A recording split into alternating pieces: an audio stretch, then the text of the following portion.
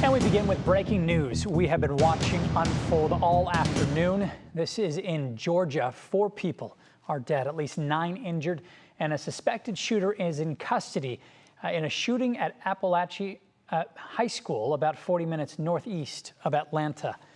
And a short time ago, law enforcement officials revealed the suspected shooter is a teenager. Yeah, what is not yet clear is if he or she has ties to the school. Now, we do want to get right to NBC's Dan Sheneman, who has the latest for us this hour. 9:30 a.m. The school day had just started at Apalachee High School near Atlanta when shots were fired. It was just like a loud boom, as if a locker had slammed. So my teacher thought it was just like some kid acting foolish. So then she took a peek outside, and then we heard repeatedly the banging again, and that's when we could identify it was a gun.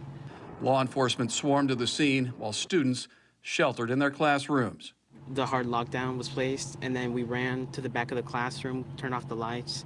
I was shaking. NBC News has learned there are 4 dead, many more injured.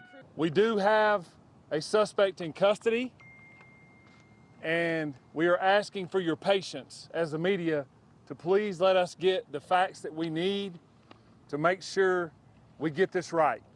After a lockdown was lifted, students were released. Parents and guardians arrived to take students home. Shirley Powers was worried about her grandson. I feel sorry for the kids that they've had to experience such evil. Kathleen Hardrick checked on her neighbor, a senior. Yeah, he actually heard the shooting. He's like, they're shooting right across from my classroom. How does this happen? Now a school and a community wait for an answer. Dan Sheneman, NBC News.